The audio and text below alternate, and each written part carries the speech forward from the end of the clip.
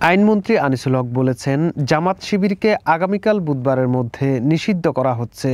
সরকারের নির্বাহী আদেশের মাধ্যমে এটি করা হবে বলে তিনি জানান। আজ মঙ্গলবার সচিবালয়ে আইন মন্ত্রণালয়ে সাংবাদিকদের এক প্রশ্নের উত্তরে এ কথা বলেন আইনমন্ত্রী।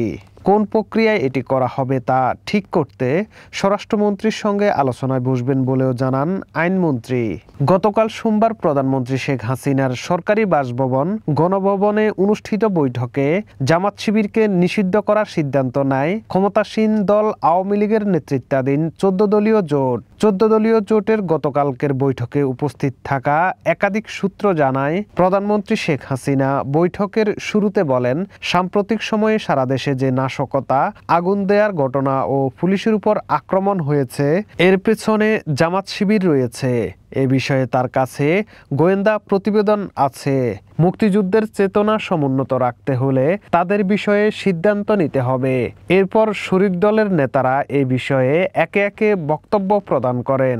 উচ্চ আদালতের রায়ের পরিপ্রেক্ষিতে 2013 সালে জামাতে ইসলামের নিবন্ধন বাতিল করে নির্বাচন কমিশন। দলটির ছাত্র সংগঠনের নাম ইসলামী ছাত্র শিবির। জামাতের পক্ষ থেকে নিবন্ধন বাতিল করে হাইকোর্টের রায়ের বিরুদ্ধে আপিল করা হয়েছিল। তবে সুপ্রিম কোর্টের আপিল বিভাগ 2023 সালের 19 নভেম্বর জামাতের পক্ষের আপিল খারিজ করে দিয়েছেন।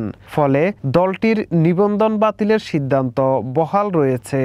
যুদ্ধাপরাধের দায়ে দল হিসেবে জামাতে ইসলামীর বিচার করার জন্য একটি আইনি খসড়া কয়েক বছর আগে তৈরি করেছে আইন মন্ত্রণালয়। পরে সে বিষয়ে অগ্রগতি হয়নি।